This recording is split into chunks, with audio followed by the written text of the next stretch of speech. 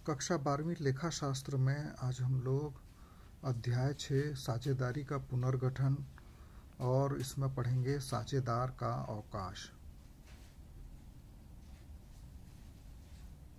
अवकाश ग्रहण।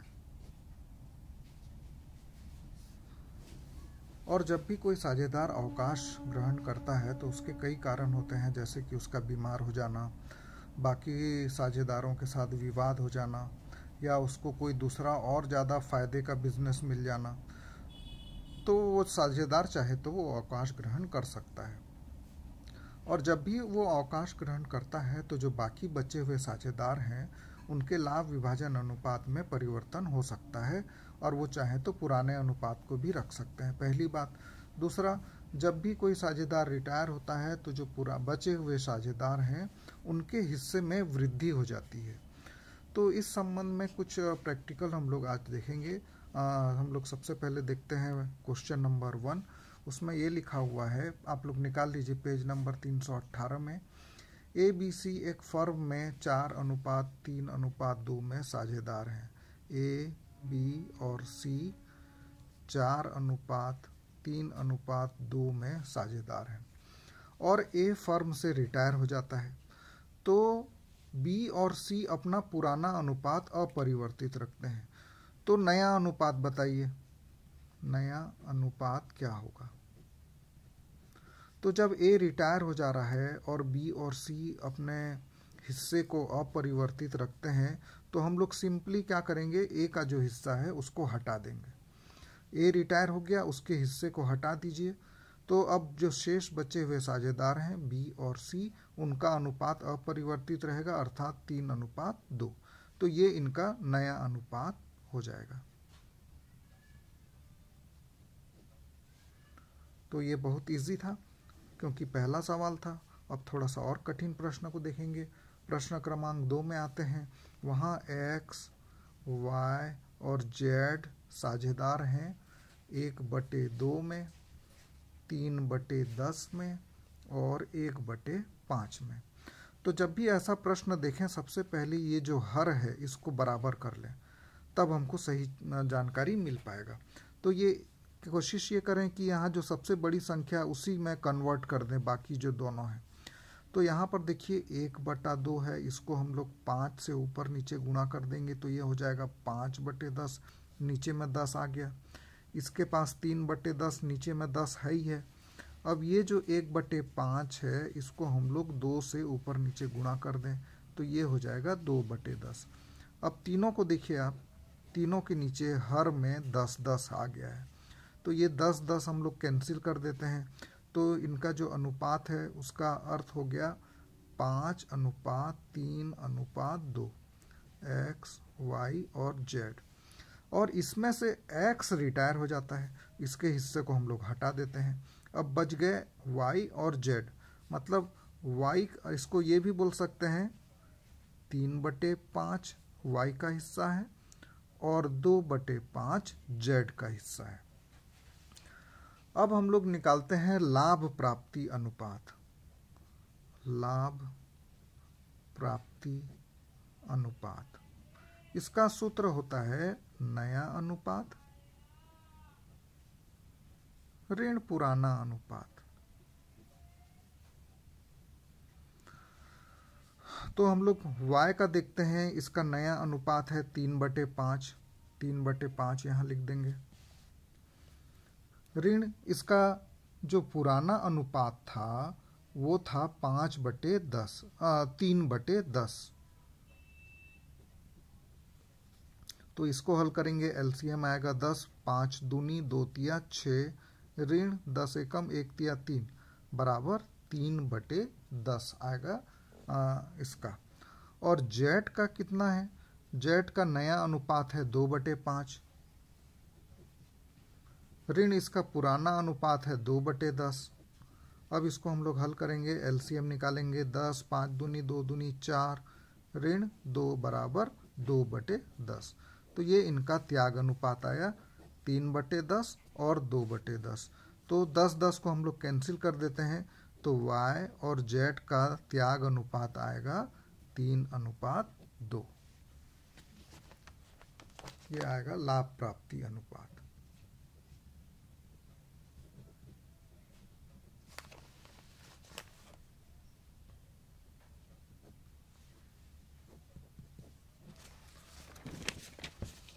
उसके बाद एक और प्रश्न देखते हैं। प्रश्न क्रमांक है 6। 6 में मधु, नेहा और टीना साझेदार हैं और इनका अनुपात है 5:3:2। अब इसमें अलग अलग कंडीशन है, पर मैं एक कंडीशन आपको समझा रहा हूँ, बाकी दोनों सेम है, आप लोग वैसे ही बनाइएगा। कंडीशन नंबर 1 है कि मधु अवकाश ग्रहण करती है।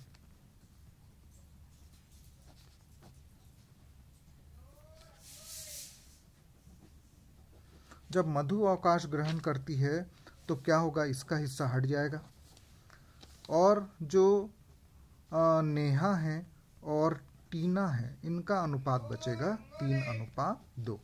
अब हमको ये तो नया लाभ विभाजन अनुपात हो गया, ये नया अनुपात हो गया इनका। अब हमको निकालना है लाभ प्राप्ति अनुपात। तो लाभ प्राप्ति अनुपात का सूत्र हम लोग जानते हैं, नया अनुपात ऋण पुराना अनुपात। तो अब देखते हैं कि नेहा का क्या है। नेहा का पुराना अनुपात है 3/5, नया अनुपात, और पुराना अनुपात है 3/10। तो इसका एलसीएम निकालेंगे, आएगा 10, 5 से भाग देंगे 2 या 6, ऋण 3 बराबर 3/10। और टीना का क्या आ जाएगा, टीना का नया अनुपात है 2/5 और पुराना अनुपात है 2/10। अब इसको हल करेंगे हम लोग तो आ जाएगा 10, 5 दूनी 2 दूनी 4, ऋण 2। एलसीएम निकालना तो आप लोग जानते ही हैं, पहले भी सीख चुके हैं। तो ये आ जाएगा 2/10। तो ये इनका लाभ प्राप्ति अनुपात होगा। अब ये 10 को कैंसिल कर देंगे तो बचेगा 3:2, अर्थात नेहा और टीना का जो लाभ प्राप्ति अनुपात है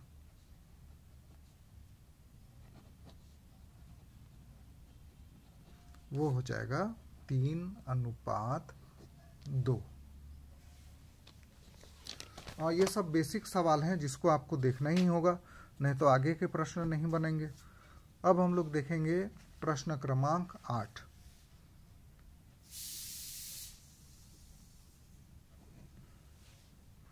आठ में ऐसा लिखा है कि आर, एस और एम साझेदार हैं।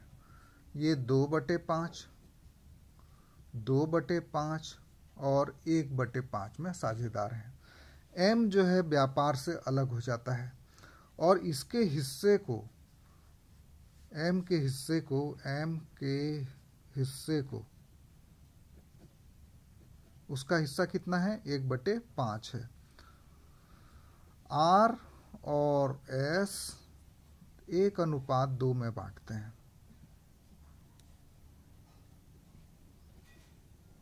तो कैसे बांटेंगे 1/5 को 1:2 में, तो 1/5 मतलब आर का जो मिलेगा 1/5 गुणित 1/3 बराबर 1/15 आर को मिलेगा। एस को कितना मिलेगा, 1/5 का 1/2 बराबर 1/10 एस को मिलेगा। तो आर के पास अब हो कितना जाएगा, इसके पास पहले से था 2/5, अब उसको एम का हिस्सा मिला है 1/15। अब एलसीएम निकालेंगे, हो जाएगा 15, 5 तिया 3 दूनी 6 धन 1 बराबर 7/15, इसका नया अनुपात हो जाएगा। उसके बाद एस के पास पहले से था 2/5, उसको एम से मिला है 1/10, तो इसके पास कुल कितना भाग हो जाएगा, 10। एलसीएम निकालेंगे, 5 दूनी 2 दूनी 4 धन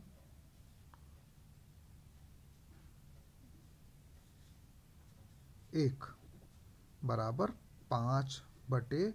10 हो जाएगा इसके पास। तो अब हमको निकालना है, यहाँ पे लिखा है लाभ प्राप्ति अनुपात की गणना करिए। तो उसके लिए हम लोग क्या करेंगे, पहले इसको और से देख लेते हैं हम लोग।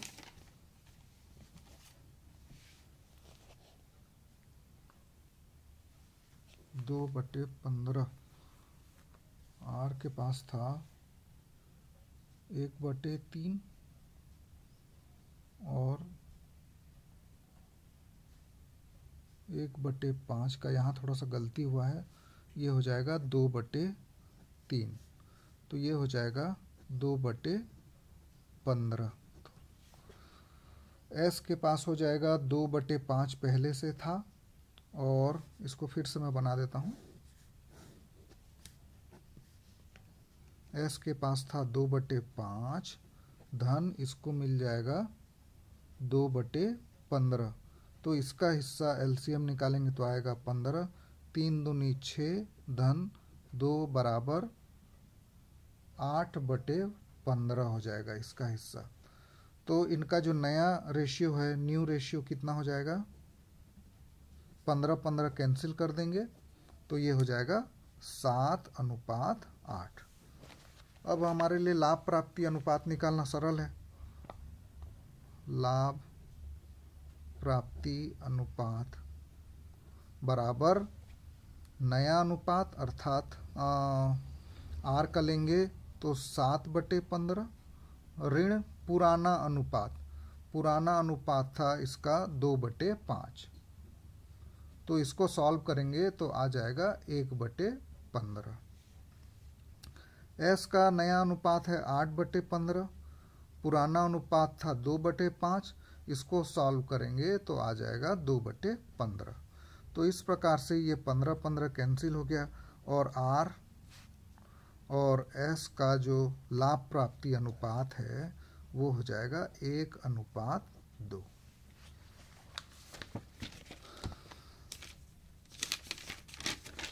एक और आखिरी प्रश्न देखेंगे, प्रश्न क्रमांक है 9। यहाँ पे ए, बी और सी साझेदार हैं 5:4:3 में।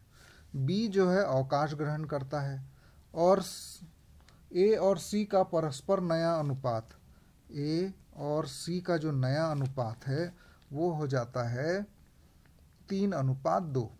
प्रश्न में लिखा है तो नफ़े का अनुपात, तो नफ़े का अनुपात का सूत्र हम लोग जानते हैं। नया अनुपात मतलब पहले ए का निकाल लेंगे हम लोग 3/5, ऋण पुराना अनुपात 5, 4, 9, 3, 12 मतलब 5/12। इसको हम लोग सॉल्व करेंगे, 12×5 = 60, तो 12×3 = 36 ऋण 5×5 = 25 बराबर 11/60। और सी का निकाल लेते हैं। इसका नया अनुपात है 2/5 और पुराना अनुपात है 3/12। इसका भी एलसीएम आएगा 60, 12 दूनी 24 हो जाएगा, और 5×3 = 15। तो 24 में 15 घटाएंगे तो आएगा 9/60। तो अब हम लोग इसको देखेंगे तो ये 60 और 60 कैंसिल हो जाएगा। तो ए और सी का जो नफ़े का अनुपात है वो आएगा 11:9, अर्थात ए को 11 भाग की प्राप्ति हो रही है और सी को 9 भाग की प्राप्ति हो रही है।